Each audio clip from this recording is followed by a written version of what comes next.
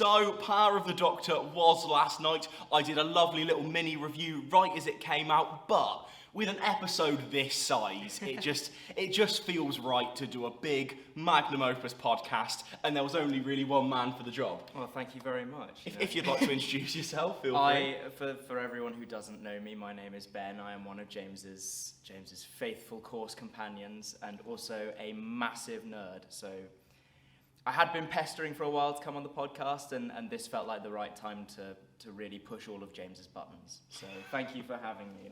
I feel like we'll agree on some stuff, we won't agree on some stuff. Oh, yes. But we're gonna have a lot of fun talking about Power of the Doctor. I'm gonna kick things off just in an interesting way. Opening thoughts. I was whelmed. I wouldn't say necessarily underwhelmed or overwhelmed, but I was whelmed. I enjoyed it. I did. I was thinking about it a lot last night after I watched it, and this morning when I woke up, and I thought, you know what? I did really enjoy it. There were moments that made me really laugh. There were moments that I was still shocked by, even though I knew certain things were coming. I'm going to try not to spoil it all straight away in case we want to do like a spoiler warning here. If you're watching this by now, that spoilers. Yeah, if you haven't seen it and you're watching this episode, Why? Go watch the episode. Thanks then come back here. And thanks for the watch time, but why? Watch it on mute now, so that James gets the view, and then go watch the episode, and then come back here and join in with our thoughts. I think that would be the best way to do it. You're a YouTuber already. This is fantastic. I love this. Yeah. What about you? Thoughts? Straight off the bat. 3 words. Yeah. Well, 4 words. A fun, nostalgic mess. Yes, I think I would really agree with that. I mean, there were lots of moments in it that I thought was trying to hark back to Stolen Earth Journey's End, and I feel didn't quite hit the mark. There were lots of what I'd call fun but substandard callbacks. Yeah, a lot of them. I feel like before we get into the actual episode, there's going to be a couple of elements at the end that I feel like I kind of want to address, get excited for, and then, because let's face it, Chris Chibnall didn't do any of that, let's talk about that, make it its own separate, beautiful geekgasm. Yes, yeah. And then we could get onto the actual episode. Oh my God! Oh my God, David! Ah! See, because I had to watch it, I watched it, I said to you earlier I watched it live. I watched it half live. I had to watch it because my Wi-Fi is shocking, student living. I had to watch it about half an hour delayed. Okay. So I started it and my iPlayer was running at about 2 frames per second, and I went, you know what, I'll leave it a bit. So I came back and I was just scrolling through Instagram while I had it on stupidly, and Russel T. Davies had uploaded the Next Time trailer. And I was about, 20 minutes, half an hour from the end. And the beginning of the Next Time trailer is that shot of the TARDIS landing in a kind of, in a hallway, alleyway sort of thing. It's stuff we've seen from outside filming. Yes, but one of the actual shots, one of the final shots, or something that was almost used as like the I can't think of the words, but the screensaver almost of the image was of David Tennant, and that was the thing that popped up as I was scrolling. So I knew that we were going to finish with Jodie regenerating into David Tennant. Still didn't take away from the moment. I predicted it. I think I did a video predicting what I think would happen. I think David made the most sense. Yeah, because at the end of the day we know it's happening. They know we can still get a great reaction out of it. One of the things I have noticed, it got commented quite a lot, which I didn't actually pick up on any of my reactions. The costume change. So during the regeneration? Yeah. I noticed that as well, and that was one of the only things about that scene that really bugs me. Because for me, that was the best part of the episode. That regeneration. Just watching, I mean, we'll probably go into some other bits later, but just watching Jodie acting and fighting it, but not as much as Tennant fought it when he regenerated, and also accepting it, and that lovely moment of tag you're in. I have my own thoughts on the regeneration. Okay. We'll get there. But the thing that I found really jarring was every time a Doctor has regenerated, they've regenerated into the previous. It's just been their body that's regenerated, And we saw that in this episode. Yeah. When Sacha Dhawan and Jodie swapped, Sacha Dhawan was in Jodie's costume, and then they retcon it later on in the episode, and I found that quite jarring, even though I have a theory. Now, Russell has said no fan has got it right. No. In terms of exactly right, in terms of the reason why David is back. Now, the problem with that is a lot of fans have been doing this theorising of David, the degeneration thing. The costume change could genuinely be that we know that they weren't, we know that David wasn't on set with Jodie, we know it's been sorted afterwards. That could genuinely be the reason. If so, that's quite irritating. I think there's more at play here. I feel like that this could be an active outside force in some way messing with this, and that's why we get the costume. I don't know. I feel possibly, I feel like it wouldn't have been that difficult to get David into the costume. No. And therefore, especially as Russell has said, no one's got it there right. Has to be a reason why. That's the thing, because Russell has said that no one has got it right, what we know so far would imply that people have got it right, so I have an inkling that this isn't as simple as this whole degeneration thing. No, I agree. If there's a body swap in place or something or other. I mean, I do think there is definitely something at play because, like I said, we saw Sacha Dhawan wearing Jodie's clothes when he regenerated, and we also see in the trailer for the next episode, Ncuti Gatwa is wearing the same shirt and tie that Tennant wears when he was regenerated. So that it must have been done for a reason. I just still found it quite jarring. We'd already seen that in the episode, and I was kind of sitting there going, "What?" It's like it really pushed the fact that it was very clear that they hadn't been in the same place when they filmed it, and it was very much that David Tennant and Christopher Eccleston regeneration, where you've just got these you going back between Billie Piper and Eccleston, and then Billie Piper and Tennant, and it's very clear that they're not in the same. Yeah. They're not in the same room. They had a stand-in, but these things happen, especially with COVID and stuff. Yeah. What else could they do? What about Ncuti? Because he only gets a line in that next time. I am incredibly happy. We saw a glimpse of him. I'm incredibly happy that the 60th will move the show forward into Ncuti and he'll get some decent screen time. Very happy he's using his own voice, because I love David's English, but I feel like since then, we've allowed Capaldi to use his Scottish. We've embraced doctors using their own voices, which I quite like. Yeah, I agree, and I also think because Ncuti's most known for Sex Education, he doesn't use his own. He puts on an accent in Sex Education. It's really nice to be introducing him to a big mainstream audience with his own voice, because a lot of people I saw on Twitter and things like that were surprised when he started speaking when him and Russell were talking about it, that he doesn't sound like he sounds in Sex Education. I think it's really nice that he's able to be free with his own voice and put his own spin on the Doctor, as opposed to him but putting on a thing like Tennant was. But I think that works for Tennant, like you said, it's very nice, but I do agree, it's so gorgeous hearing those little Scottish notes in his voice. Yeah. I think just generally, there's goods and bads in terms of the excitement that I've seen for David, for Ncuti, for the show going forward as a whole is absolutely fantastic. I'm loving, I'm seeing lots of takes on Twitter about people wanting to come back into the show, people wanting to do rewatches, they can get back into it. As a massive Doctor Who fan, it is lovely to see, the show maybe having a chance of coming back into real popularity. On the downside, I do think, however much I haven't enjoyed quite a lot of elements of it, I do feel sorry for Chibnall and Jodie and the complete disrespect that era has had for some legitimate reasons, and some, let's be honest, genuinely sexist and horrific reasons. Completely. Some takes in my comment section are a bit iffy. a bit iffy.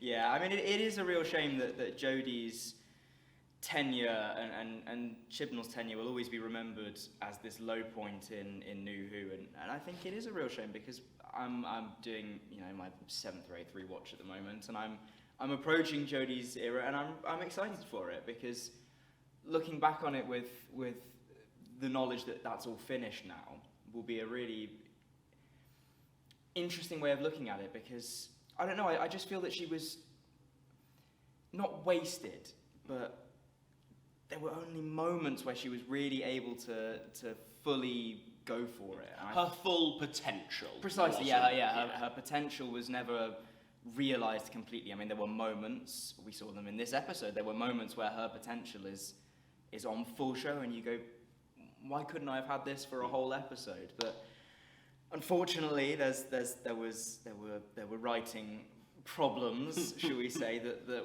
would have hindered that, and possibly the direction. I don't know. I mean, you were quite excited to see J. Magma Stones, which with this. I think, in terms of bringing a finale together, I think, for example, this does better than the finale of Flux, for example. Yeah.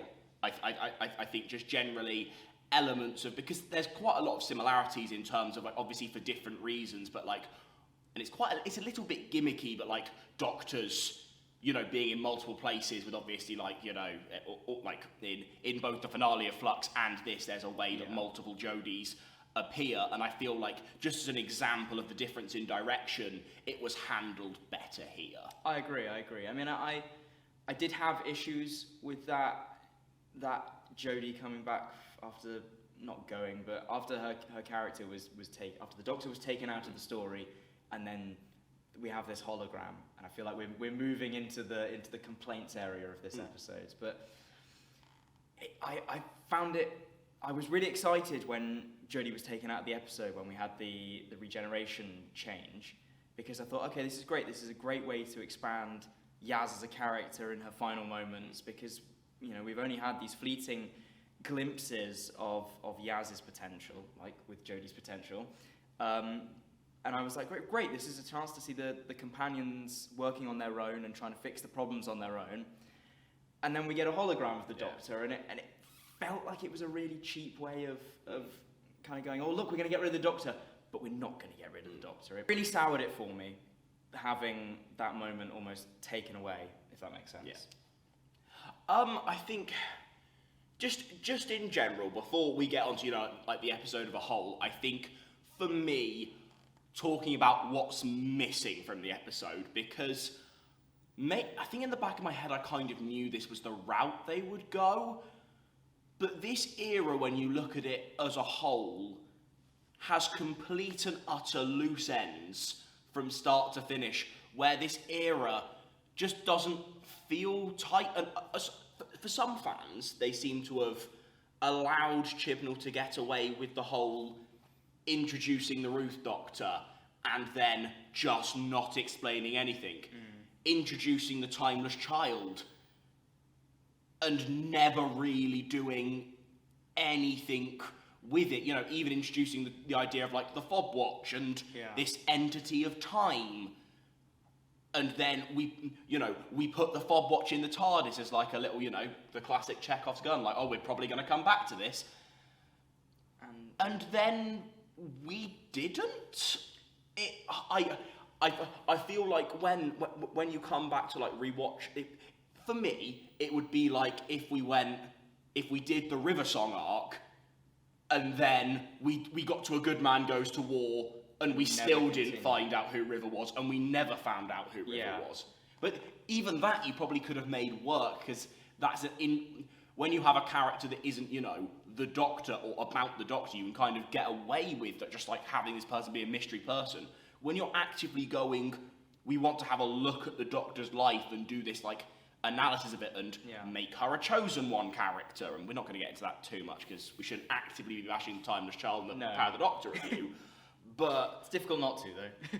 But I think it feels like those elements are even worse, knowing they were just introduced to be introduced. Yeah, I feel that's a problem with a lot of Chibnall's writing over this arc. I mean, not just with these big moments, but I feel like there were just so many elements that were kind of just there for the sake of being there. I mean, for me, you know, bringing Ashad back, I thought Ashad was a great character, but he was done. The Master shrunk him, and we left it at that. And I did, and then we bring him for Ashad, but then yes, not a great way to go. But that small arc I felt was finished. There wasn't really much else to explore. We'd established kind of who he was, and the fact that he was different, and that made him a very interesting character. And then he was disposed of after he got the Siberium, and then we moved on from that. But then he's just back because Chibnall goes, oh well, that went down well, so let's throw that in again, and that felt really forced and unnecessary for me. And I had the same problem in this episode with the Daleks. Why were they there? I feel like because it's my overall, and trust me, there are lots of goods, and we'll get on. We to will, them. don't worry. But I think with an episode like this, when there are these there's lots. The problem is the moments that are good, you can't really expand on. Like I can go, old companions in a circle. That's good. Yeah. And we'll get there, but there's less to kind of discuss. Whereas, for example, I think overall this episode as a whole overstuffs itself and then doesn't let the regeneration breathe at all. Like you say, with the Daleks, I think Chibnall's process was, Daleks cool, let's put Daleks in here. And then the only really cool things you do with that is, I love seeing Ace having a reunion with the Daleks. That's a lot of fun. Apart from that, all of those Dalek elements are unnecessary. Yeah. The train scene at the start, we're getting very jumbled, but I have complaints over Dan's use in this episode. Yeah. Non-existent use in this episode. Yeah. Let's try and get some structure here. Why don't we work our way from the beginning? That'll slowly explore elements that we had issues with. Thank you. Let's start with the beginning, the whole beginning scene on the train. I mean, as a premise, I thought it was really interesting, and I really enjoyed seeing the Cybermen storm in and then get shot, and seeing people on both sides getting shot, because a lot of what I think happens when we introduce people like the Cybermen is and it happens later on in the episode, but they show up, they do some killing, or they kill no one. And but often we don't ever see the Cybermen falling, so it was really nice to actually see the humans winning that side of the fight. I then have the issue with the Cybermen, which I've spoken to James about before, with the Gallifreyan Cybermen. Why? And when I first saw them, I don't know if this was just me not being able to pick up on it because of my awful frame rate, or whether, I just was stupid enough to miss it, but I didn't see any of the Gallifreyan carvings or the headpieces when the Cybermen first showed up. So when they all died, I thought, oh, that's a really interesting thing. Bringing these villains in that we know can do a lot of damage, and then defeating them, I thought, that's really clever. And then they started regenerating, and I went, oh, we're back here, are we? We've made no steps forward, we've made no progress. Chibnall hasn't picked up on the fact that people didn't like that element. I mean, maybe they did, but from what I saw on Twitter and things, they didn't go down well. And so that soured it from the beginning. But then we have this lovely moment with Yaz and the Doctor and Dan all coming in, and then Dan gets shot at. And I thought, and there's a beautiful shot. I'm aware I am also taking up space and jumping around. Feel free. But there was a gorgeous shot I found after they'd been shot at and after we'd had the gravity pulling and the wonky CGI, when they got in and they were alone together, and Dan is looking at this helmet with the broken glass and the hole in it, and I thought that was a really powerful moment. I felt they could have expanded on it even further than they did. It was the setup without the payoff in my eyes. I don't know how you feel about that. Right, let's. I've got a lot of points at you. Sorry. I've got this. Cybermen. I agree with you. I know this is probably criticising The Timeless Child more than as an episode. Surely the universe have been completely taken over by now, because that concept is, you hate to say the word overpowered, but it is just a completely overpowered concept. I agree. I hate it. I have very mixed thoughts on the train sequence, because I think it's fun, there's some brilliant visuals there. Again, the CGI can't quite pull it off, but we've been used to wonky CG and like special effects till the end of time. Yeah. I say the end of time, just like the entire thing, like the entire show. So we can forgive that. I'm not always sure. Like I say, with my problem with the episode being, I wish we'd had more time. I wish we'd had like 10 minutes shoved in. Like I wish that last 10 minutes had been 20 minutes, giving that more room to breathe. And I feel like this train sequence kind of just was set up for the kid who obviously becomes big sparkly thing. But then I feel like that element could have been very easily worked around, and then it kind of just becomes a plot line to take Dan out of the story. Yeah. I don't know whether there were scheduling conflicts or if we just wanted more focus on Yaz, but then we didn't get any focus on Yaz anyway. So I'm just going to talk about Dan's usage in this episode and just generally, because honestly, having seen what I presume is the entire... Dan is not the sort of character you're likely to ever bring back in a special or anything. No. So that is probably the all we will ever see of Dan in the Hooniverse. I'm going to say it here and now, and I admit, because I love Graham so much, and everyone seems to become more of a Dan fan than a Graham fan, and I stayed a Graham fan, I think I'd probably argue Dan as a character never needed to be introduced. You could go through the entirety of Flux, either the Daleks, Legend of Sea Devils, and this. Yeah. Dan only takes away screen time. I agree, but I think he had some lovely moments in Flux, and I think John Bishop is great fun watching him have fun. So I think, maybe in the first episode of Flux, where he's walking around the ship with his wok, I think that could have been really fun to have, but then maybe just leave him and then have the Doctor and Yaz explore their relationship without him being there. Because like you said, even without him there in this episode, we don't really get any of that. We get moments, but it's only really the last 10 minutes that we see any of that. So yeah, I agree. I think we could have got rid of Dan earlier on. Love you, John Bishop. But kept... I don't know, I don't feel that Yaz was ever propped up enough to maybe cover all of that companioniness needed. So maybe that's why Dan was brought in. But it's a shame, Yeah, Chris Chibnall seemed to like Chris didn't want to have the one companion dynamic at all, and you can tell that. I just don't think he ever... his companions overall, I think obviously certain companions like Yaz mean a lot to like some people in a brilliant way because of what that storyline has done for some people. But overall, if you look at like modern companions, like I'll always think of Rose, Martha, Donna, Amy, Bill, over really, apart from Graham, who I'm just a massive Bradley Walsh fan, so I'm slightly biased.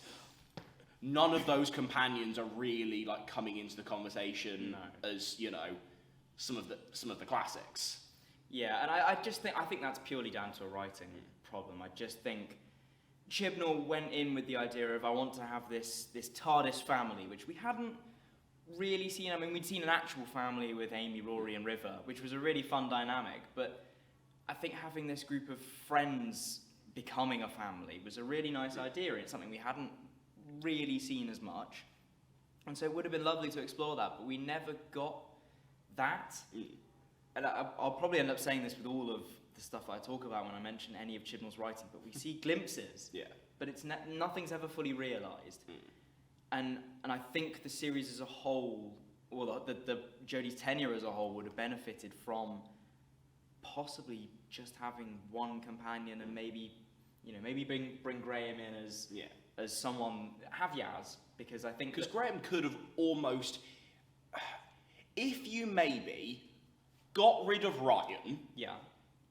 Made Yaz... Have Yaz's personality, but as Ryan's character, so with those dynamics... Yeah. In terms of the family links, and then not an exact copy, but you can kind of have Graham as a Wilf character, probably popping into the TARDIS itself more than Wilf, but that kind of dynamic, maybe a mix of like Wilf and Rory's dad. Yeah. Who I saw something, because jumping ahead of it, but like the companion circle, people said there should have been a series 1 through 10 companion in there. A fantastic candidate for that, I reckon, would have been Rory's dad. Or one of Martha's parents, maybe Martha's sister, because she's had some run-ins with the Doctor, or something like that. But and we'll get to that moment later. I did love that, but I did feel it was all series 11 and onwards and classic Who, and I did feel it was missing something. But yeah, I think it would have been nice to have that dynamic maybe, and I think Tostin Cole, he did a great job with what he was given, and him and Graham had some really lovely moments together. So it would have been a shame not having that, but perhaps if we'd blended Yaz and Ryan's characters together, had Graham as this Wilf-esque character who pops in for a couple of adventures and then goes off because maybe his heart can't take it or something like that. And I think that could have been a really nice dynamic, but unfortunately we don't have that. We have 3 or 4 underdeveloped companions that never really feel like their arcs are completed. They're just brought to a forceful close. But let's go through characters, because I feel like after that first scene, if you go through characters, we also get through quite a lot of the plot points. Yeah, that's a very good point. That link to them as well. The Doctor, again, I really think in these bigger, more epic stories, Jodie really shines. I think she is a brilliant example of a Doctor who gets better and feels more comfortable throughout the series, and throughout these more bigger storylines. Surprisingly, quite little to do in her own, because obviously we have the holograms, but she does get in an interesting twist, like you say, but she does get put away for quite a lot of the episode. Yeah, and I think if we didn't have I think if the episode wasn't so much of, let's go here, and now we have to go here, and now we have to go here, and a lot of the Doctor's time felt like it was taken up by that. It was, let's go to a place, let's fill the audience in and the characters that are there, and then we'll jump to the next place, and we'll cover this little plot point, and then we'll go to the next place. And I feel like a lot of what could have been some really great things were taken up by that.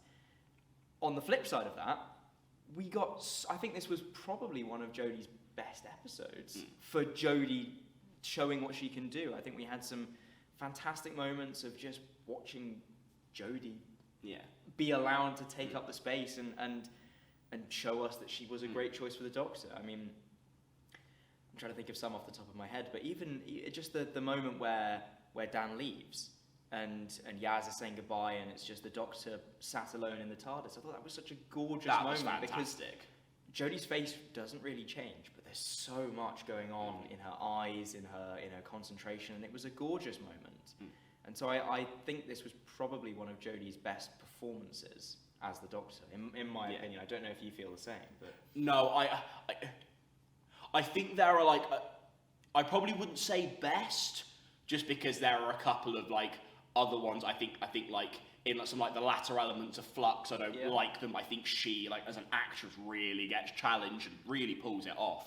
But yeah, I think there are a lot of in terms of, obviously I've said I didn't like that they ignored a lot of her plot points. In terms of giving Jodie herself a fun send off and giving her a chance to have quite a lot of do a lot of the fun side, do a lot of the... That's one of the things I do actually quite like about the train scene, is at least it, gave us, in a way, another Jodie adventure to take away with us, because obviously she's been with us quite a long time because of the reduced episode count. She hasn't really had as many episodes of a lot of other runs. So I think overall it was, for Jodie, a great balance of this fun side that we really enjoy, and then letting her do the more serious gritty stuff, which is I think that's where Jodie is best, is where she's properly up against it, against the Master, or a lot of the end of Flux. Yeah, I think kind of going off that, there were some other lovely moments with Jodie. I mean, the one that there was another standout for me was when we go to the Scientology fair with the Master, and we'll talk about Sacha Dhawan in a moment because we'll get there. We got a lot to say about Sacha Dhawan. But there was the moment where unit come in and they surround the Master, and the Doctor turns to Yaz turns to a unit member and says, "Give her a gun," to Yaz. That was fantastic. I was like, wow, because we know about the Doctor and guns. The only other time we've really seen him or her using a gun is in Tennant's final episode, where he dives in through the building and he holds the gun. But brilliant moment at the end of time. Exactly. Fantastic. I'm not going to talk about it because I'll get distracted. But yeah. But we know the Doctor's views on guns, and so that really heightened the stakes. Even if I felt then the decision to just bring the Master into the TARDIS on his own for a minute, I don't know, that decision itself was weird. That scene was great. That was one of the moments where Yaz actually got that was like the best Yaz moment in that episode, because it kind of giving her Sacha Dhawan's Master to play off this mix of there's some clear fear there, but there's also this confidence that has been brought up throughout her time in the TARDIS. Fantastic scene. Yeah, absolutely. And there were moments I really didn't like, not necessarily with Jodie's performance, but while we're talking on the Doctor, there were some Doctor moments that really rubbed me up the wrong way. And one of them is when we had the child and we found out the child was a big sparkly ball thing, and oh my word, it was just Chibnall exposition. It was like, oh look, yes, there's this. Oh, and if I beat my Sonic at it, then we look at that. Oh, look, that's what that's doing. And then and it just it felt so. It just felt like Chibnall went, oh, I've got this thing that'll make this plot point work, and we'll just have Jodie tell everyone the whole thing, and that really took me out of it, because I was really enjoying watching Jodie perform, and then she was given this awful bit of dialogue, and she did it, well enough with what she was given, but that was a hard moment for me to watch. Chris Chibnall can please go write another murder mystery starring David Tennant. Absolutely. Please do. Broadchurch is incredible. But my God, bloke cannot write exposition to save his life. There are ways of doing it that make it feel natural. Bloke can't do it. No, and there was another moment later on with Yaz. I can't remember exactly what it was, but it was just another case of a lack of show and don't tell. I feel that's maybe Chibnall was taught when he went to film school or whatever he did, that it was tell, don't show, and. Or perhaps he heard it wrong, and after a long student night out or something. But there are so many things where you go, okay, we can put this there, and we don't have to then allow it to happen. We can, he feels he has to handhold every single audience member through it, because if they don't understand it, then the episode is ruined for them. And I don't think that's the case at all. I think if there's an element of the story that perhaps the audience doesn't quite understand or isn't fully explained, where it doesn't need to be fully explained, then that's fine. Yeah. Audience members are clever. They're allowed to make decisions for themselves. As you were saying earlier, with all these theories about how we've got Tennant in this costume, I just feel like we could have had less of that. 100%. It is hard with a video like this not to just Chibnall bash. Yeah. But as we're talking about Jodie, I do think it makes sense to talk about the regeneration at this point. Yes. Yeah. Because from my perspective, because you were talking about earlier how a lot of the specifics of the lines you really enjoyed, and I completely agree.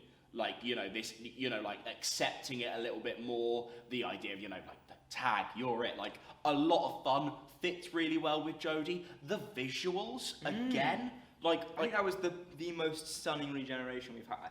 And all the visuals budget went onto that. Thank God the Doctor's finally realised, maybe step out of your TARDIS before you do a regen. Before you blow it up. That would be smart. I just think overall, I think it's one of those things where the reason for the regen feels cheap, feels almost very glossed over. Then it all just I think this thing happens, and it's the end of the episode within 10 minutes. Yeah. Maybe it's more like 12, but it's certainly not 15 minutes. And I feel like, especially as I can clearly think of, maybe take out the train scene at the start of, obviously you'd have to do some script rewrites. Obviously you'd have worked out how long this was going to take in the script. So maybe the Daleks don't need to be in this story. I feel like little workarounds like that to give it just because even Jodie's regeneration scene, she talks for 30 seconds. I wanted to hear more. I agree and I disagree. I think it would have been really nice to have seen, almost like a Capaldi style monologue of Jodie. I don't think we needed as much. Not quite as much as that. Because even I thought, Capaldi, come on, mate, let's get going. Come on, train to catch. Maybe not quite as much as that, but it would have been nice to have seen more stuff. But at the same time, I think it was really nice that we had it. It's not something that the Doctor can really control. They can hold it back a little bit, like we saw with Eccleston almost fighting it to get his last words out to Rose. But it's a train where the brakes are broken, and it will eventually come to crash. And so I think it was nice that the Doctor, I don't know, I interpreted it as the Doctor kind of going, you know what, I'm not going to be able to prolong this any longer. I'll have my little moment where I accept this is going to happen, and then it happens. And I thought that was really nice, having a shorter time span. On the flip side of that, it would have been nicer to have perhaps spent more time in the lead up to that. So seeing the Doctor dropping off Yaz, and then finding a nice spot, and then we, maybe have a long take of the Doctor leaving the TARDIS console and slowly walking out and to this spot, as opposed to just being there. There was a lack of letting things. I mean, it was incredibly we didn't need a long scene of it, but it was incredibly jarring just to go. We've got this stolen Earth, Journey's End moment of all the companions going, and then we've gone to. And I'm glad we got the companion circle just so we got to see them again. But that did feel very jarring to go. Yeah, I've dropped them all off, and then even the conversation with Yaz and the Doctor, a lot of my problems with Power of the Doctor are because a lot of it feels like an afterthought in retrospect. Yeah. Not all of it in regards to Chibnall's era, obviously quite a lot of it. But I think it doesn't help that we feel like we've rushed through it doesn't feel like you say, even with just 10 seconds of the Doctor in the TARDIS and then just slowly coming out and having a little bit of a moment. Everything just needed a little bit more time to breathe. I agree, but unfortunately we didn't get that. We had this Doctor's companion circle and Graham talking while we watched the Doctor getting ready, and I actually thought that was a really beautiful moment because I was when we saw this kind of AA's meeting for Doctor's companions, I sat there and I went, how is this not something we've explored before? And I think a lot of that is down to the way that not being able to get hold of people, but also the way that companions in New Who have their stories have ended. They've been transported to parallel worlds, or they've died, or they've died again, or something like this. So maybe there wasn't really that space for it, and bringing back old companions was a perfect way to do it. But I think this is a lovely idea, and I want to keep going back to this, like you said with Rory's father, maybe bring other people in that were affected by that. And I think that could be really nice, because having this contrast of having all of the Doctor's companions, a selection of the Doctor's companions together, while the Doctor's alone regenerating, I thought that was a really nice visual thing. I don't know, what were your thoughts on that element of it? I mean, quick side note in terms of the companions, I am quite glad none of the, because I was going into this episode with the lack of like Dan material, thinking Dan was just dying. I'm quite glad that all of the companions are pretty much like okay. Like I feel like we did go through a phase where, you know, because even Martha, probably the companion of Modern Who that kind of probably came away from it the least scathed. Quite a lot still happened in terms of our family and stuff. But like I feel like I'm glad we've kind of like calmed down from that and like done like less endings for dramatic purposes. That's a fantastic point that that's in terms of this, like the companions together while the Doctor is alone. That's a fantastic comparison that I agree with you. I think that's a really interesting way to look at it. I think I've got two opinions specifically on the companion circle scene. Fantastic cameos, like when I saw it was an AA meeting, I was watching it with a couple of friends, big up the Fraser Oliver channel, and we love you, Fraser. And I was there immediately going, Joe, please Joe, because obviously I love Joe and the Third Doctor, I love her appearance in Sarah Jane Adventures, that was fun, and then obviously, like lovely seeing Ian again, that was fantastic. I'd have still liked to have seen someone else, but I think on the one hand, I did really enjoy it. You've slightly changed my opinion because I really do like that comparison between like the companions being together and the Doctor. I do feel like it might have been unnecessary cameos that took away screen time, but I really do like your comparison, so you might have changed my opinion on that. I personally don't feel that they were unnecessary kind of cameo additions. I think it was very obvious that I knew when the circle started that we were going to get more people, and so it was more a case of who was showing up. But I'm glad they were only in it for moments, you know, Bonnie Langford and Cat Manning. It was really nice that we only had them for these short moments, just to check in with them and be, you know, they're still here, they're still in this world, they still exist. It's a shame that, you know, I mean, obviously Elizabeth Sladen passed away, but that would have been gorgeous if she'd been around. Because obviously, I'm not sure how much you've seen, but obviously there was a chair missing. Many people have said, because people have said there might be like an iPad on that chair, so someone's there like over there but not there. Some people have said it is an active tribute to Elizabeth Sladen. I would prefer, because if it was someone on Zoom, I'd rather they just, I'm perfectly happy if someone couldn't make it on set on that day to have someone in on Zoom filming a clip from their phone. Yeah. I hope it's a tribute to Elizabeth Sladen. I think it would have been, and I mean, I didn't see an iPad or a phone. I'll have to go back and look at that.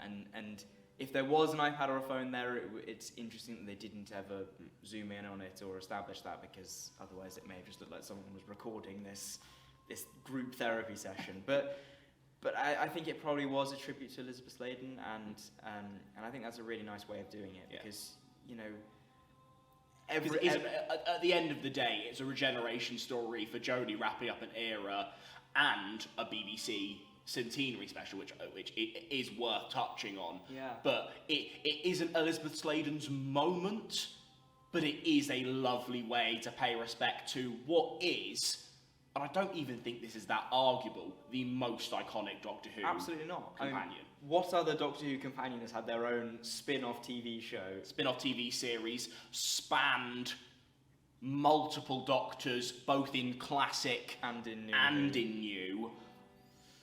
Yeah. What you say, like, there's no argument. No, there isn't any, and I think I hadn't actually picked up on that really. I probably clocked it and not really realised it, but I think it's a lovely, subtle way of shining a light on the fact that these companions probably knew of Elizabeth Sladen's character and of Sarah Jane, and you know, her passing would have been known to them as other companions of the Doctor. So I think it was really nice that, if that was intentional and that was the reason that was there, because it, like you said, it doesn't take away anything, but it just adds to that world building of what happens when the Doctor isn't around. And I thought that was really lovely.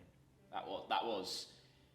I think, like I touched on, one of the things this episode does do really well is, obviously it's not an anniversary special, but I love how, as the special of the Centenary, it does actively embrace celebrating, because obviously for the BBC, this show has been there more than it hasn't, and especially celebrating those classic elements, which I think was what was the biggest negative to the 50th, was its lack of celebration of the classic series. Yes, I'd agree with that. So you know, having this special that, you know, does celebrate elements of Modern Who, and there are, you know, quite a few callbacks to like subtle callbacks to other episodes, but like having the Doctors back in, which we'll get to, and the companions, it did feel like a nice way to, you know, celebrate the show. Yeah, and I think, as you've kind of mentioned it, we'll have to discuss the Doctors coming back now.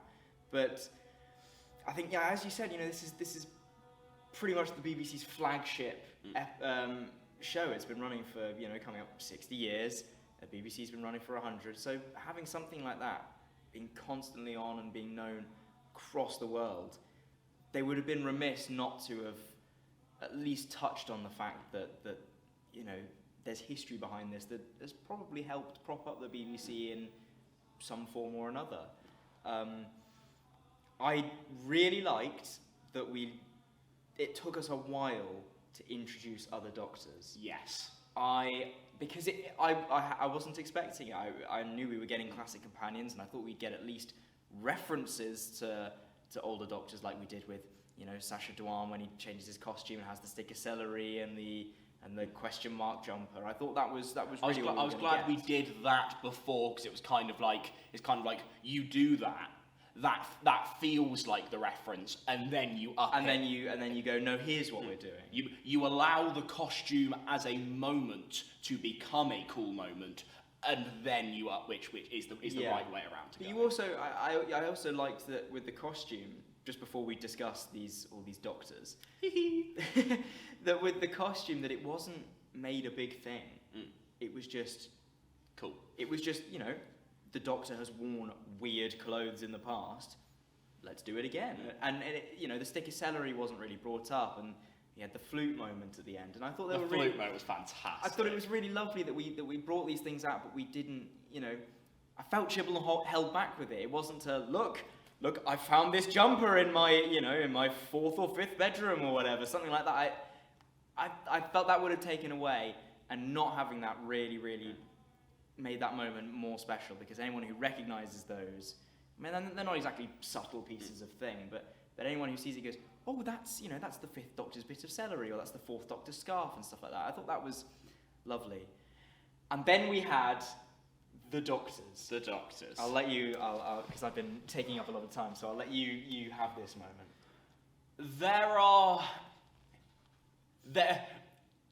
I don't really think there are many downsides to these. I think you have... I know he's getting on quite a lot. Especially as with 1, 6, and 8, you didn't then have these extra moments, and we'll get on to those extra moments with 5 and 7, because, spoiler alert, beautiful. But I feel like you could have got 4 in to sit on a rock for a little bit, if we could have convinced Tom Baker to come. I know he's getting on, bless him. Yes, but I feel like and I love Tom Baker, but I feel like that's a bridge we've already crossed with the curator. Oh, I'd happily cross it. Oh no, I'd happily cross it. I don't think there would have been any issues with it, but I also, because I knew that we weren't going to get, as much as I love him, we weren't going to get Eccleston back. Obviously, we can't have John Pertwee or John Hurt, Patrick Troughton. Probably unlikely we were going to get Matt Smith and Capaldi. So I knew that we weren't going to see everyone, and I was okay with that. So I think having Tom Baker there would have been a nice addition, but I didn't feel it was lacking that in any way, because we've already seen an older incarnation of him 10 years ago, which is a horrible thing to say. You can tell me you disagree, well, not disagree, but like, for like what you've heard, 8 was a big surprise, because I had heard rumoured that 1 and 5 through 7 were likely to show up. I didn't think it was that heavily rumoured that 8 was going to be there as well. So seeing 8 there was a big surprise, and we got a lovely moment with 8 refusing to wear the fantastic, really in character. Yeah. Please do something with Paul McGann. Please, BBC. We You need watch the more Nerdy Brit channel. I Eve of bet. the Doctor. Is it Eve of the Doctor? What was his name? Knight? Night of the Doctor. Sorry. We need more of that sort of stuff. Give me a series of shorts. Get him in for the 60th. Yeah. Do it. David said there's more surprises coming. Please let one of them be Paul McGann, because the TV movie isn't very good. No, it's not. But in terms of just on the Rock in general, I think I obviously I don't think they'd have had this in the budget to do it anyway.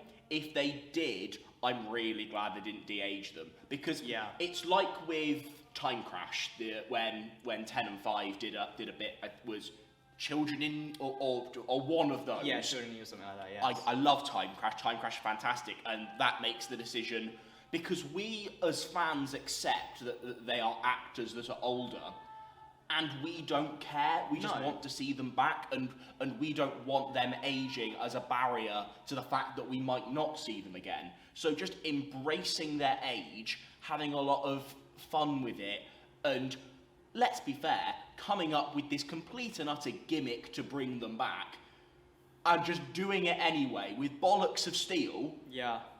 And having fun with it, and I completely it was just agree. that. I mean, it was, and when we entered that sort of realm with The Rock, and we saw David Bradley, I sat there and went, oh, that's really clever. And then he changed, and then he changed again, and then he changed again, and I thought that was the perfect way of bringing old Doctors back.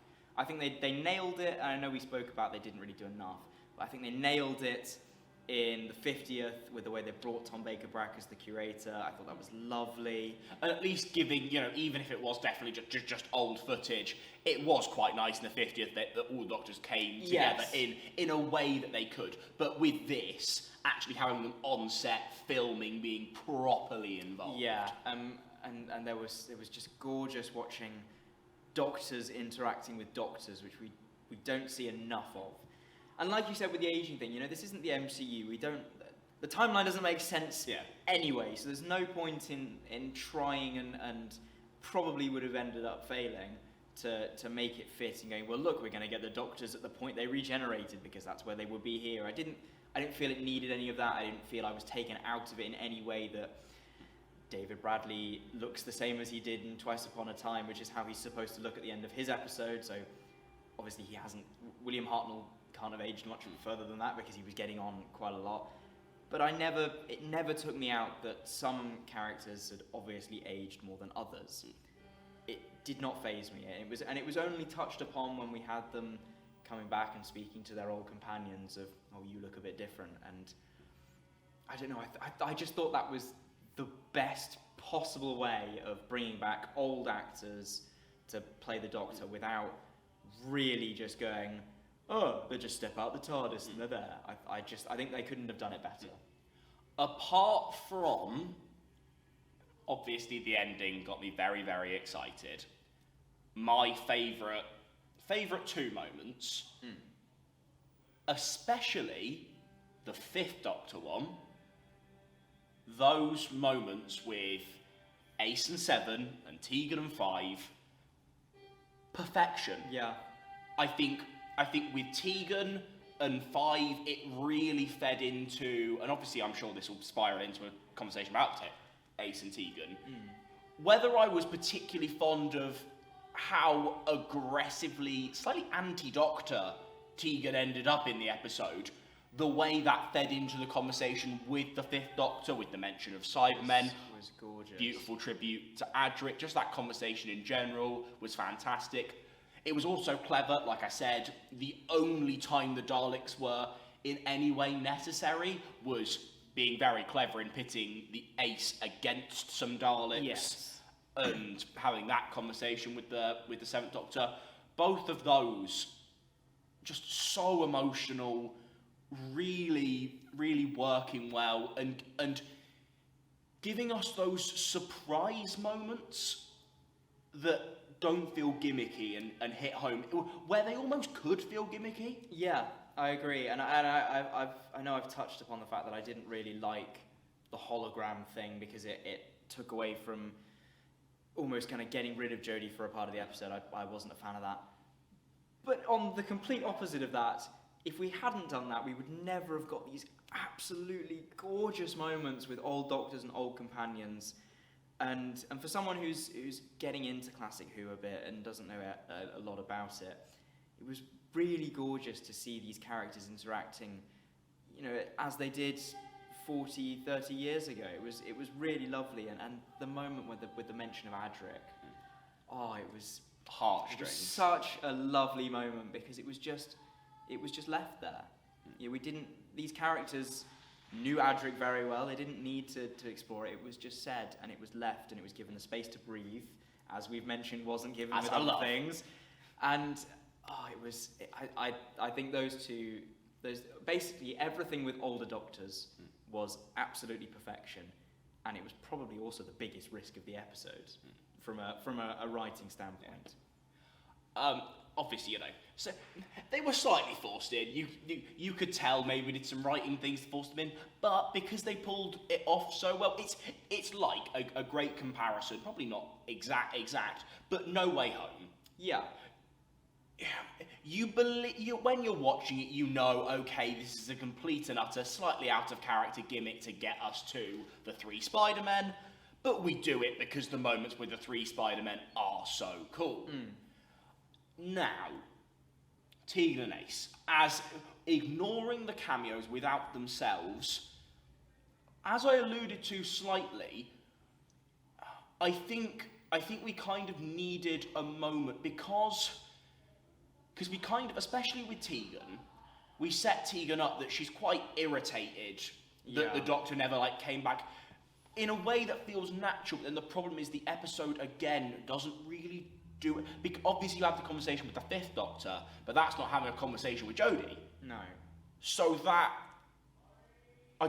never married up for me, really. That was an element that just kind of it was. I don't get why it was there, because it didn't, you could have that moment with the 5th Doctor really without that.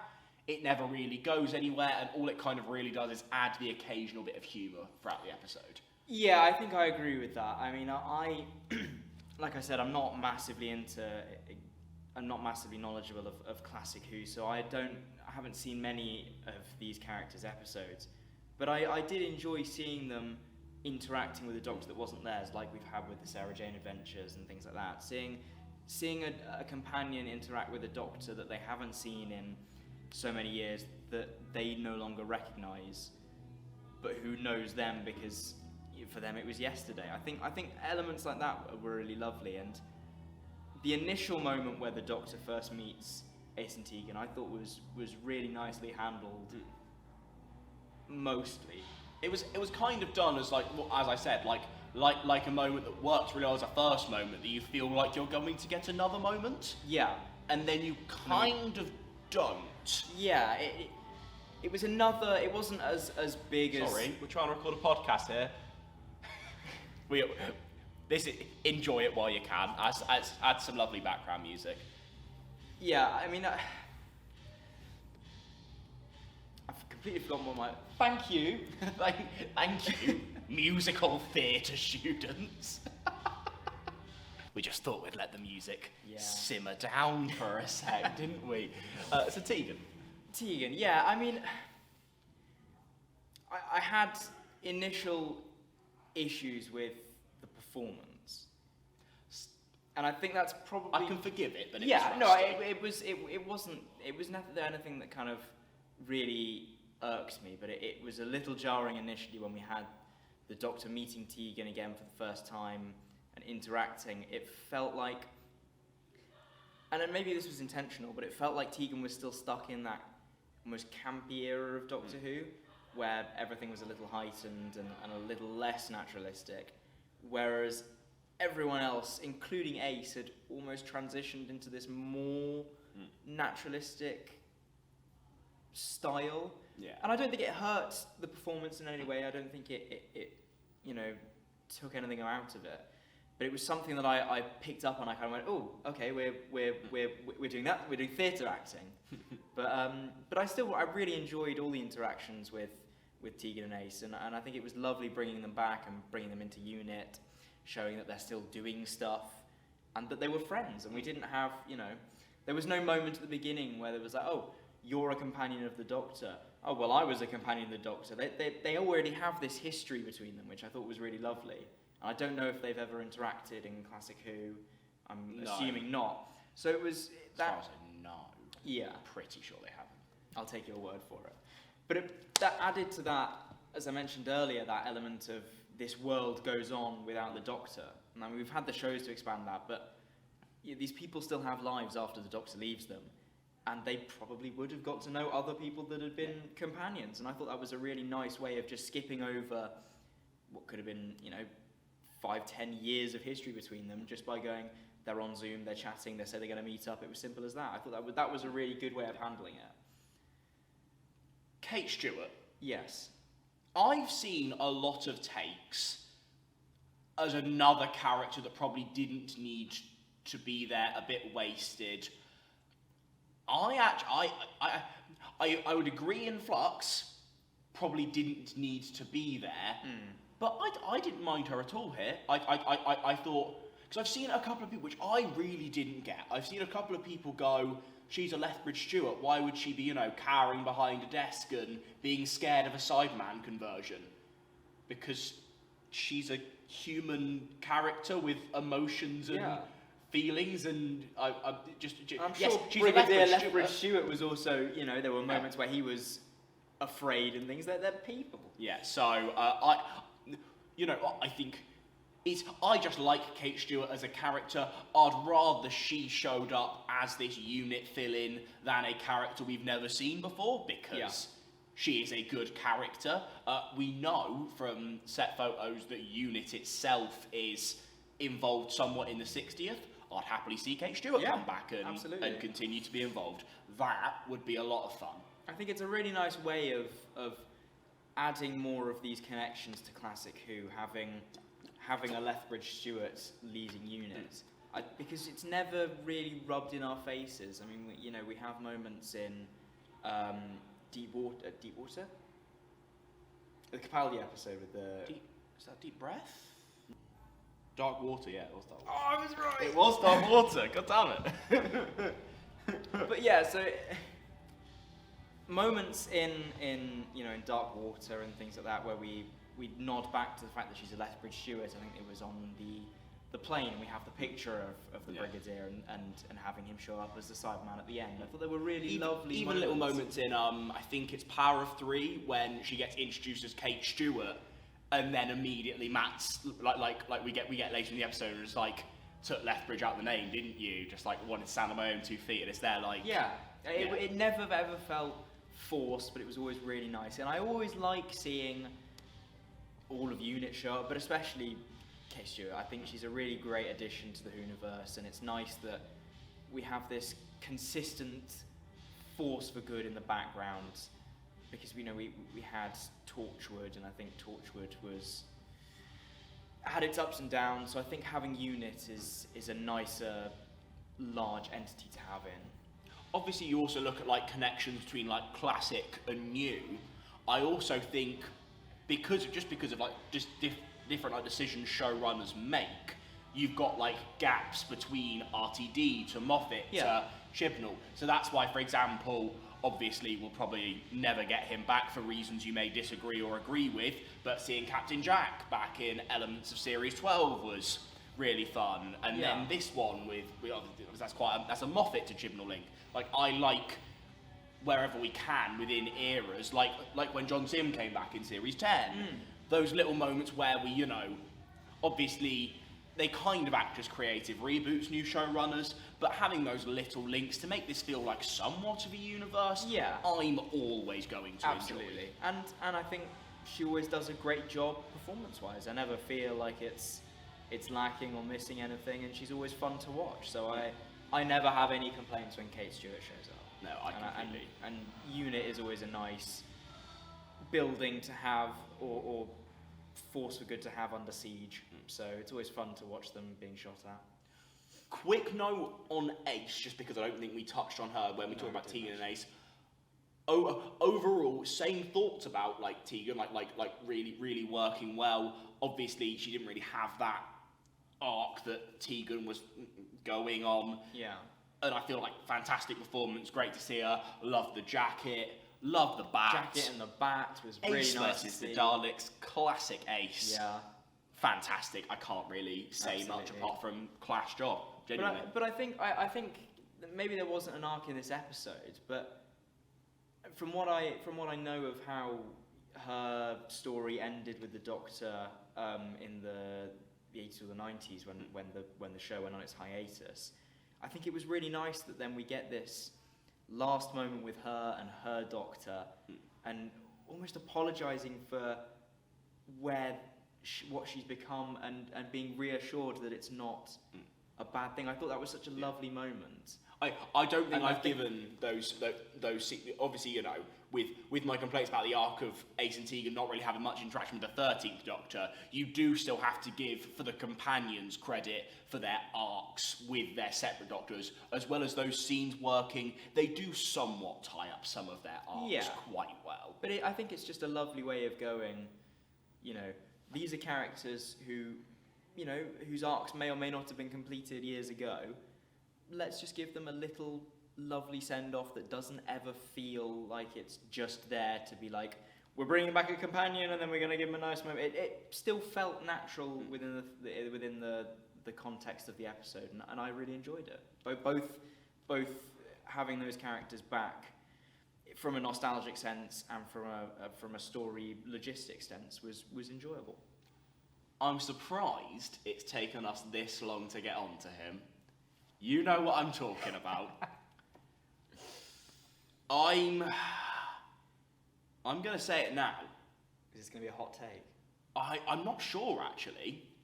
In terms of a singular performance within an episode of Modern Who, there has never been a better master performance in a singular episode than Sacha Dhawan in The Power of the Doctor.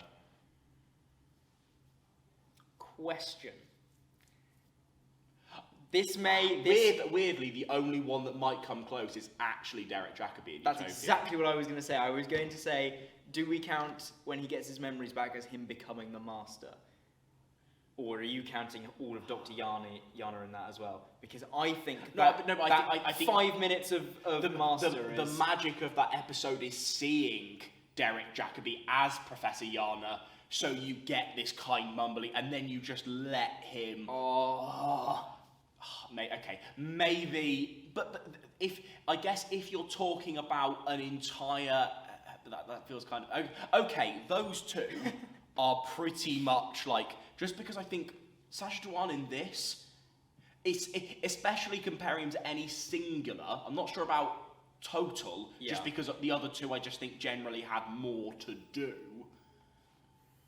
In terms of a singular episode, compared to John Sim, Michelle Gomez, or any other Sacha Dhawan performances, from start to finish, because you have moments, you have moments of character, you have moments where this is clearly a master facade, and I love the way, especially we're both acting shoots and from like an acting perspective, I love the way that it's that balance of like this performance that the master as a character puts on, and those moments of genuine, true emotion that beat his facade. Yeah.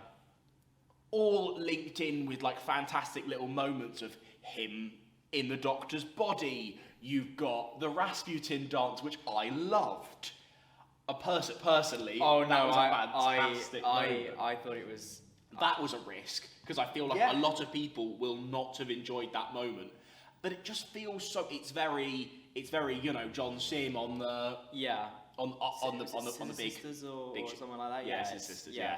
But it's just, I think Sacha Dhawan here gives gives a perfect performance here. I would agree, and I think a lot of that comes down to the fact that he was very clearly having a lot of fun with it, especially when he was Rasputin. And when they started playing the music, I thought, you know what? That you've nailed it. You've really done it here, and having the dancing and all of that, and I think I'll talk. I know I've already mentioned I don't think that the Daleks needed to be in it, other than that little bit with Ace. Yeah. I don't know how you could have done that, but anyway, I think if you just had him and the Cybermen, even this moment still works. But when he's doing the dancing and you get one of the Cybermen turning to the Doctor, turning to the Dalek and being like, "What the hell is this?" and he's just going for it. I thought it was so perfect for his incarnation of the Master, and I just think he does such a fantastic performance. I mean, the whole bit where he's taken the Doctor's body, and they go out onto the through the TARDIS, and he's sat there in all the different Doctor outfits and things, and him and Yaz have that moment. I thought that was absolutely flawless. Yeah. From both of them, from both Yaz and him, I thought they were just perfect moments. It's one of those things that probably, like I said, like I've alluded to. I'm not sure how much I can talk about it, just because it's just it's like dealing with all these like moments from like the Rasputin elements, which I'll admit, again, if I'm talking at this from, I probably wanted to save some screen time from earlier on to shove it later. Maybe some of the early like there's just a scene where he's just doing some mind control and, for that. Just for kind of no reason. I feel like there could have been at least some time saved on a lot of that. But then going from that to like the university lecture hall to he has a lot of fun within unit.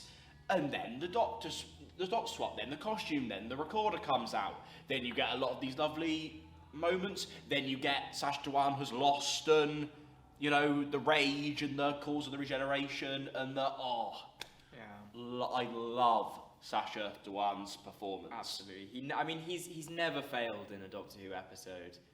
Every moment that he's on is fantastic, but he really stole it in this episode. A game. I mean, I have my gripes with all of the other villains being in it, but he was absolutely perfect. He was written so well. I think that is one thing that Chibnall has nailed, is writing a master.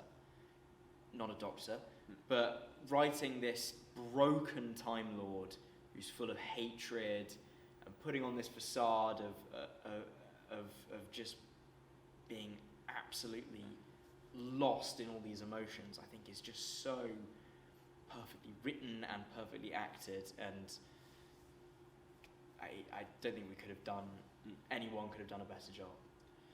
In terms of the overall villains and the way that's done, I do have some genuine problems. I think overall, a lot of it, like we've alluded to, feels like it's there for the sake of it. I think the Master is great and it's brilliant, and I would keep 90-95% of the Master elements. I think I've actively said the bits I'd slightly change to just cut down on runtime a little bit. As we said, the Daleks don't really need to be there. The Cybermen are good enough, but I feel like you maybe needed to develop Ashad in some way. Obviously, I'm not really too fond of the Time Lord Cybermen thing, which doesn't then really come back at all. It's kind of just there on the train. Well, they have them, and I did like that they weren't used much, and they're only brought in to bring in that regeneration energy needed. I thought that was actually a very clever way of utilising them, because when we saw them on the train, I sat there and I went, oh, here we go, we're going to have these things to deal with, and they're just so problematic. But they never really did anything else. Now, my one problem with that is, and I know we've had an active conversation about this before, and I hope this never happens in Doctor Who again. I get it's necessary for this story with the regeneration, like you pointed out, a great point, and that's probably going to mean I let this episode get away with it. Yeah. Never again do the Cybermen need to be the Master's puppet, because we've seen it in the series 8 finale. It's the Cybermen and Missy. We've seen it in Series 10. Wait, is it the Cybermen and the Master and Missy? And the Master again. Oh wait, what happens in Series 12? We get We get the Master. We no, also get some Cybermen. We get this fantastic. I think it's Ascension of the Cybermen is episode 9. Obviously, Haunting of Vididarti. 2, I thought, really great episodes where we just let the strength. Sometimes in the modern series, the Cybermen have been done really poorly. Yeah. But the Cybermen themselves, as you know, like villains, have a lot of strength to them. Yeah. There's so much you can do with those characters. And then as soon as you bring them into the Timeless Children, I think the actual episode is the Timeless Children. Yeah. As soon as you bring them into that, the Master gets rid of Ashad, and then takes over as Expedition. And they're like, there are plenty of other. I mean, the third, Roger Delgado did this a lot, where it was him and another group of villains. The fact that it's always the Cybermen is so disrespectful to the Cybermen, because when done right, they stand on their own as fantastic villains, and each of those 3 and now 4 different times, because now there's 4 different times those are paired up. Obviously, these last 2 are kind of connected. We've done it now. We get it. Those have all been done to varying degrees of success, I would argue. It is a boring concept. Yes, I agree, and I understand why they do them, because we've got the Cybermen are this big powerhouse, and they're very recognisable, and we know they're very feared, and the Master at the same time, I don't know whether because they've not really attempted it properly, other than in the End of Time Part 1 and 2, we've never really seen the Master stand on their own. I mean, when we had Johnson for the first time, he had the Toclophane. We've had the Cybermen and the Cybermen and the Cybermen, like you've said. That's one of the better things about Missy, is that at least, especially when we get to the Dalek 2-parter at opening of Series 9, and then we get a lot of moments in Series 10. At least that's when Missy as a character really got to develop. Agreed, but I am. So I don't have a problem with the Master using other people as his pawns, because I think that's a very good quality of the Master, is that he's so manipulative and uses other people to do his bidding. But I agree that using the Cybermen has been done to death, and stories are more interesting with them when they stand on their own, because they are so menacing. Imagine, for example, this is going to become from slight bias, because I grew up loving and being obsessed with Sontarans. I watched all of it, like Time Warrior, Third Doctor story, fantastic from start to finish, love it. And I feel like sometimes, yes, the Sontarans can be a little bit. It's those villains that are cool and iconic. You can still have that epic factor, but yes, you could probably look at the Sontarans and go, a lot of the time they can be quite one note. Yeah. Imagine a series finale with the Sontarans and the Master. Those 2 feel like, because at the end of the day, I think we have almost run out of interesting stories we can tell with the Sontarans.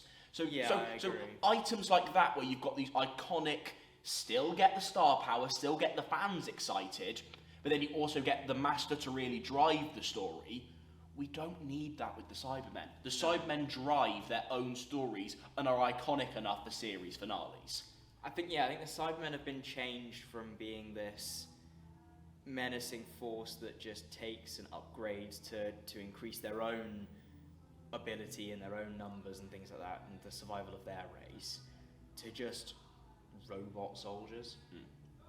And it's a real shame, because in like Age of Steel and things like that, they're done really, really fantastic. Well. And now we don't really get any of that. It's just, we are metal men, we will make you a metal man.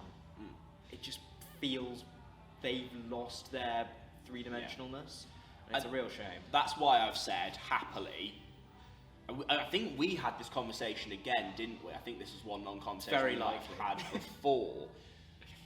I think the Master, and I think RTD has expressed interest in the Master again, in some of his interviews with Shooty did around his casting. Yeah. I agree with the Master coming back just because he's so dynamic, so complex, can work with a lot of stories going forward. Daleks and Cybermen, if you gave them 5 years off, I wouldn't be unhappy at all, because I think at this point it either needs to be a good story or not at all, because it used to be the Daleks are in an episode. Shit, that's quality. Now it's right. Oh, look, it's the Daleks. They've run out of ideas. Classic. It's the Daleks. This series finale is going to be really creative, isn't it? Yeah. I do think that RTD bringing back the Master isn't really that much of an issue.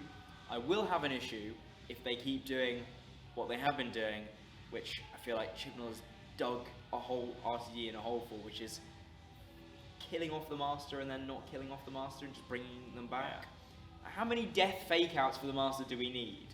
Why can't we just have... How did the Master survive the death particle? We don't... It seems pretty unlikely, but obviously we were expecting to, but a little answer would have been nice. But I mean, how does... Why can't we have a story where the Master is perhaps the overall series arc, but they are causing problems and the Doctor is always a number of steps behind, and so we don't really ever catch up with the Master properly until the end.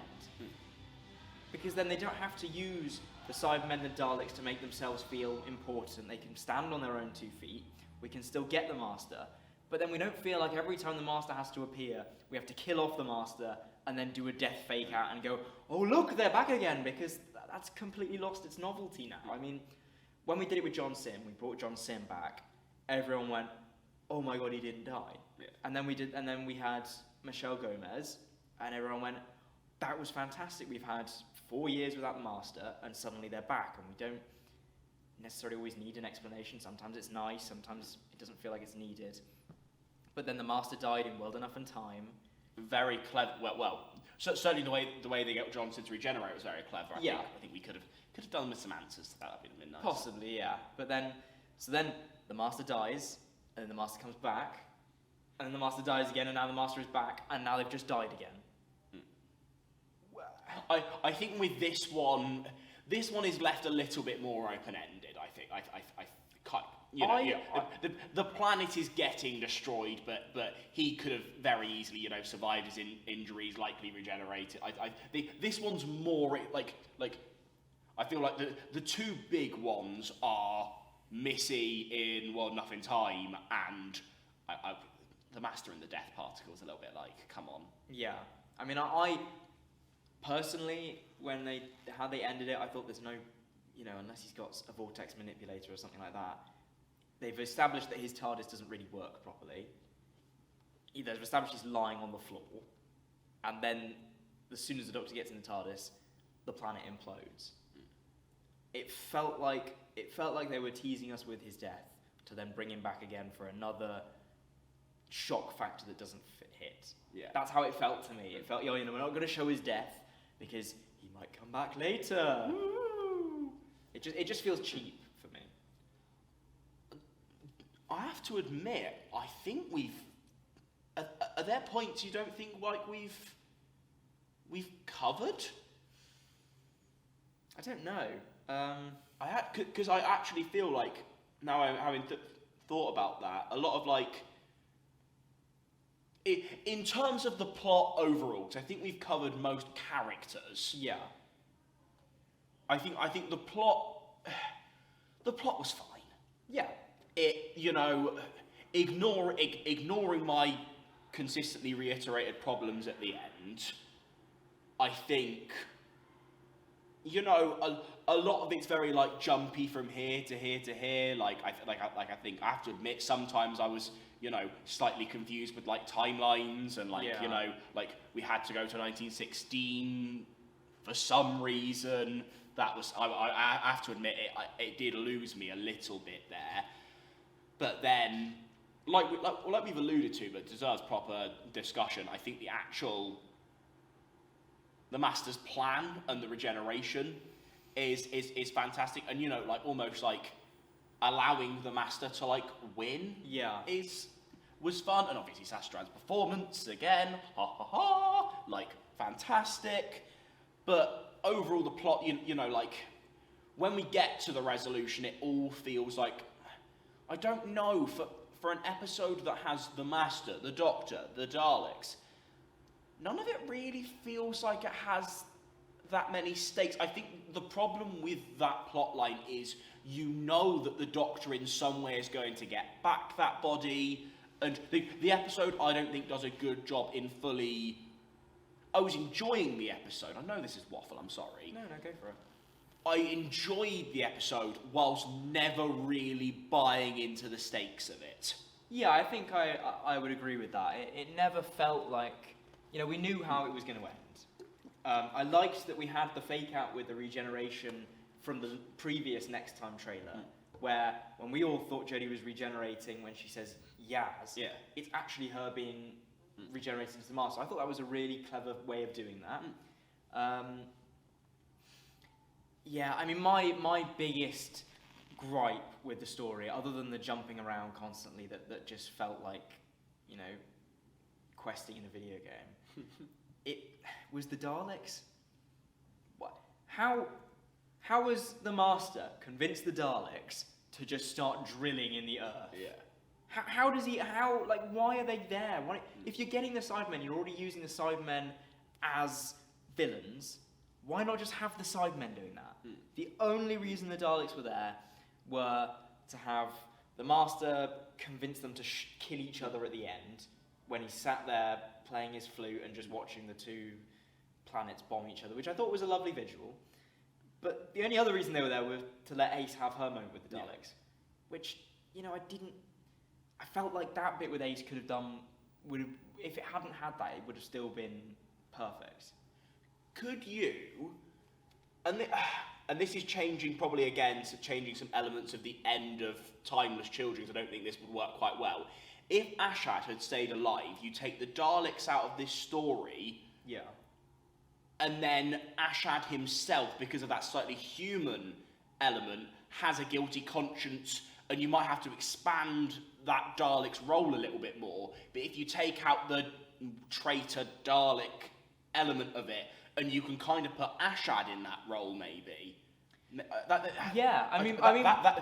There's things you could have done there that if because I don't think that is a good enough reason that I don't think, you know, the treacherous Dalek was enough of a reason to go. This is because a lot of concepts in this episode feel like they're being presented as this, like, you know, like even Jodie says, like, what? Oh yeah, I've never met a Dalek that, you know, like don't like their own. It was like, yes, we have. Hello, Rusty.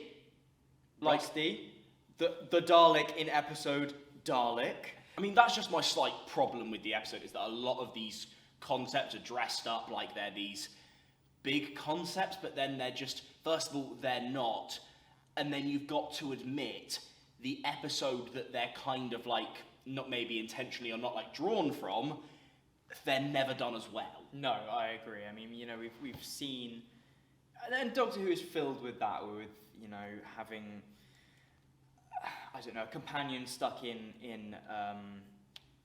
a villain. We had Clara inside the Dalek, we had Craig inside a Cyberman, we had the Doctor inside a Weeping Angel, and none of these, no ideas are original, and you could have that conversation on its own. But I think there are still interesting things you could do. So, you know, if we have Ashad, for example, if we get rid of using the Daleks because they weren't necessary, you have Ashad and maybe replace him as that Dalek, and you go, okay, well, Ashad is then gonna maybe double cross the Doctor because she knows he doesn't have his emotional inhibitor, so he can kind of pretend to be going against the Master and the Cybermen, and then drawing them in, and that could have then created a really nice dynamic, not only with the Master and the Cybermen, but with the Doctor and the Cybermen as well, and having Ashad, the more I say it, the weirder that word sounds, but having Ashad actually play a role, because I mean, you said earlier he doesn't feel like he could have been any other Cyberman. I think what I like about that twist a lot is it works both ways. It makes the episode, it makes that twist more interesting in itself because obviously we've seen the Dalek concept before, so turning it into this character we already know and have some backstory to makes that part more interesting, and also has the benefit of making Ashad himself, like we've said, fleshing out that character more, actually doing something with him, because I like him, but we didn't need to bring him back. No, we didn't. Like you've said before, he could have just been any side man and it wouldn't have made a difference. But we're not Chris Chibnall. We are not Chris Chibnall, and as much as we can, and probably will continue to Chibnall bash, what we've got is still enjoyable. Yes. It has its problems, and we've discussed them all, but it has its good and great things, which we've also discussed. I think that's the thing. I think with an episode like this, like I've said, you can analyse all of its flaws to death's door, and you can go, but then the things the episode does right are a lot of like the performances and the nostalgia and the cameos. So I don't want people to come away from this thinking, because I think like we both said, I'd give this an actively positive review. Yeah, as would I. Fun but flawed. So take that away.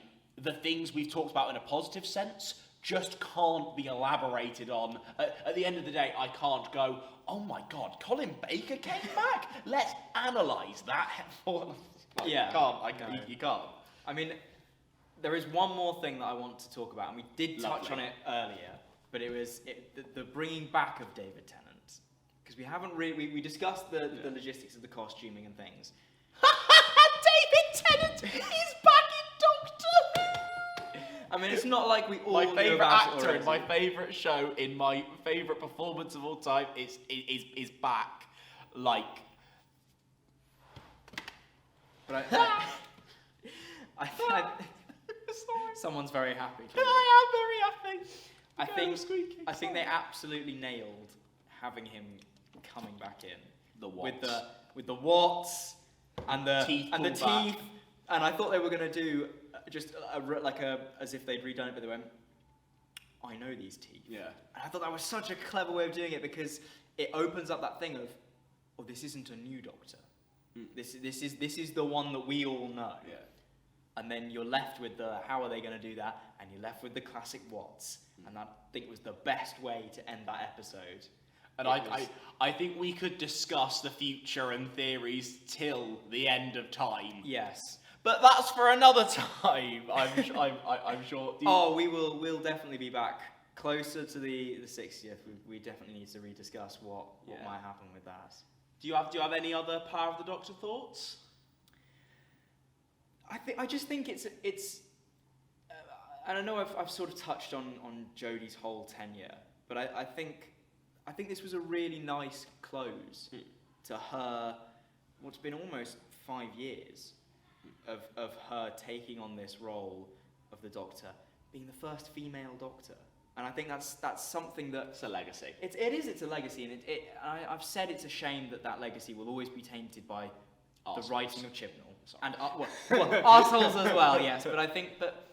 I wasn't calling Chibnall two different... We've had the arseholes on the internet. To clarify. It's always best. But we've had the arseholes on the internet who with the woke BBC and everything like this.